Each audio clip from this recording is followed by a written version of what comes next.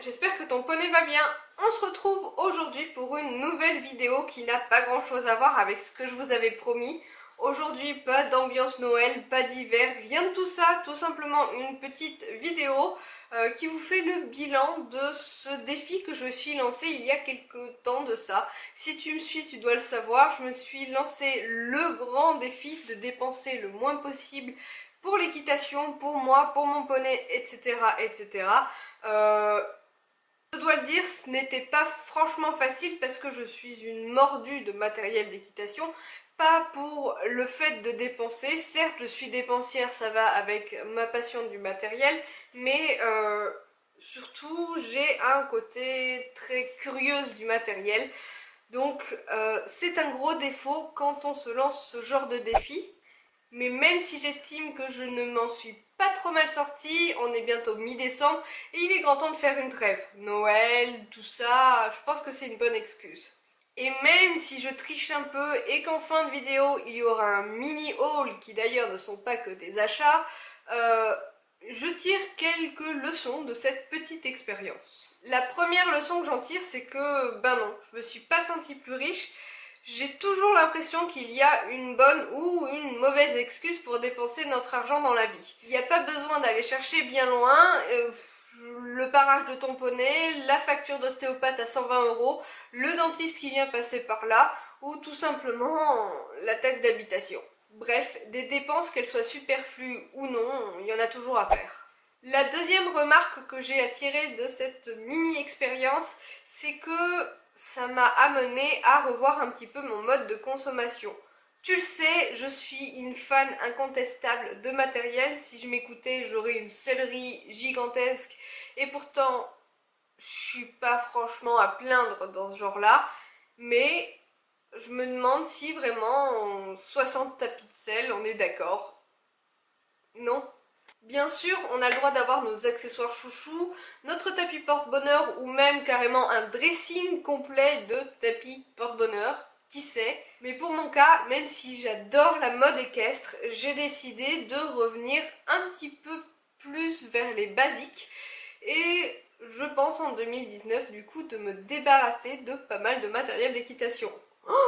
Et avec ça, du coup, j'en viens à mon troisième point de cette petite période, c'est que je me rends compte de ce dont j'ai besoin et de ce dont finalement je n'ai pas tant besoin que ça. Je l'ai évoqué l'autre jour dans ma lettre au Père Noël, en ce moment je me rends compte que j'ai besoin de tapis de dressage parce que je monte principalement en selle de dressage et que je me sers de 3 voire 4 tapis uniquement en dressage. Et finalement, je suis hyper maniaque pour ce qui est de l'hygiène des tapis de selle. Pour moi, un tapis de selle, ça se met 3 voire 5 fois et après, zou, ça se nettoie. Sauf que là, on est en hiver. Si je nettoie mes tapis de selle, sachant que je le fais à la main, d'une part, je chope un rhume, d'autre part, ils ne sécheront jamais. Donc le souci, c'est que là, quand mes tapis de selle sont sales, je les entasse tout simplement dans la sellerie en attendant les beaux jours. Et que c'est de cette façon que je me rends compte que le nombre de tapis de dressage que je possède ne va pas avec ma consommation de tapis de selle.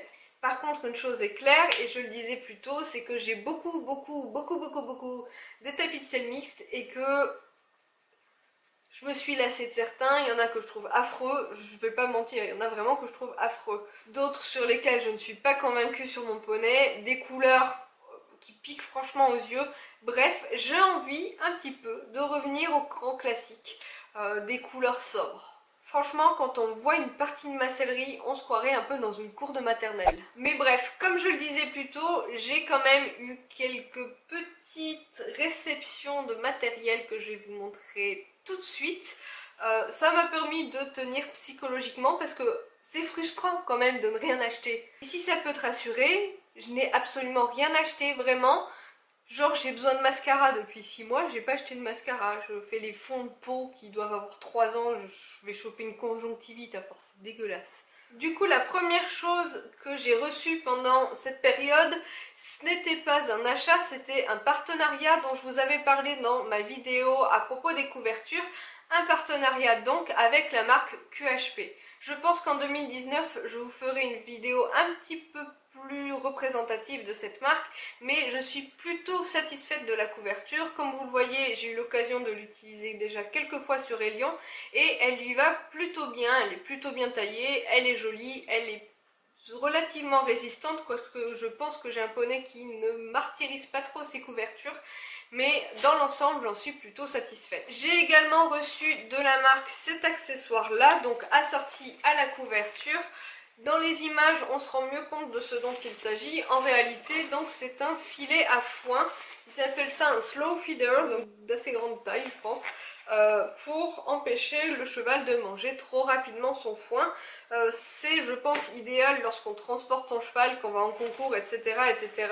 Bon, c'est pas vraiment mon cas, surtout que à la maison, enfin en tout cas dans son paddock, Elion est en foin à volonté en hiver, donc c'est vrai que là j'ai pas trop l'occasion pour le moment de m'en servir, mais je pense qu'on y met quand même une assez grande quantité de foin.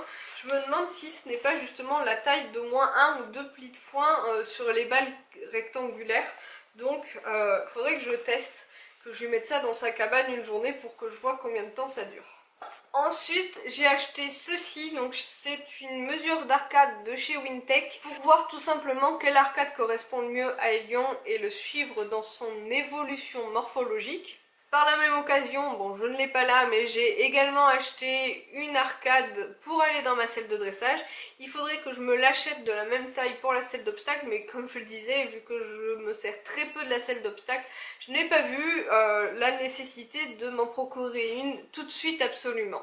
Ensuite, je me suis pris quelques vêtements.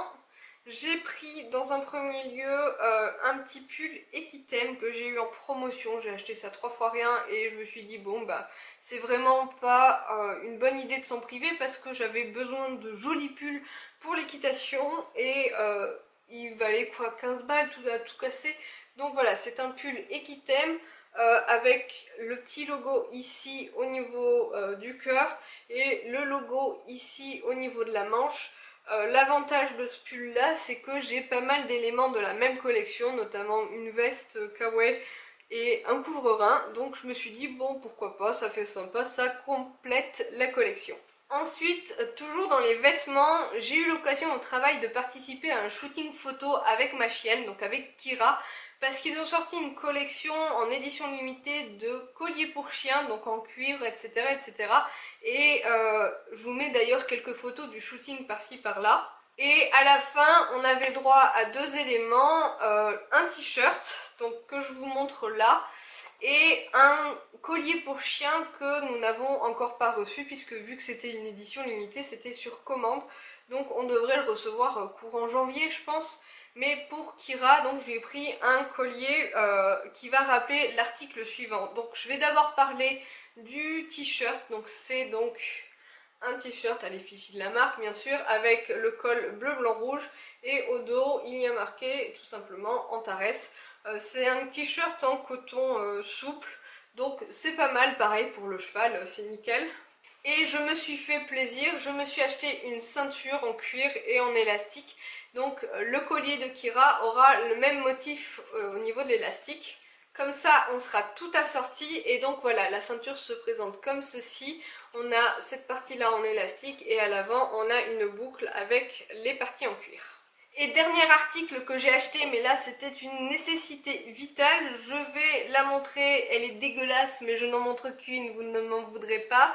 Ce sont les fameuses boots Fuganza à 13 € que je ne fais que racheter parce que finalement ce sont les seules qui tiennent à peu près. Elles me tiennent quoi, un an, un peu plus d'un an à chaque fois. À un moment donné on commence à avoir le pied qui pue et qui sent le pipi de chat, tout va bien, c'est tout à fait normal, mais voilà, donc je les rachète à chaque fois et en cette période elles me sauvent bien la vie.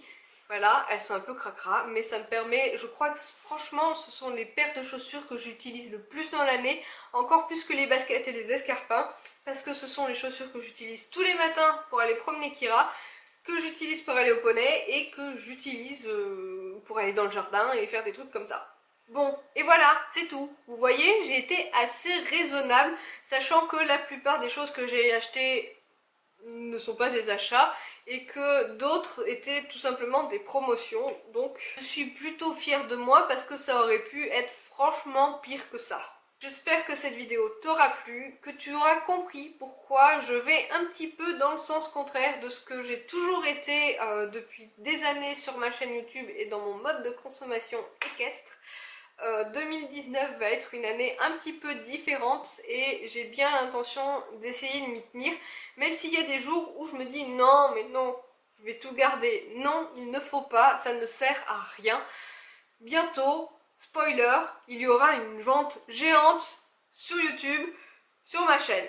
Voilà, c'est dit, c'est fait, on se donne rendez-vous en janvier pour ça. Mais sur ce, je fais plein de papouilles à tamponner et je te dis à très bientôt.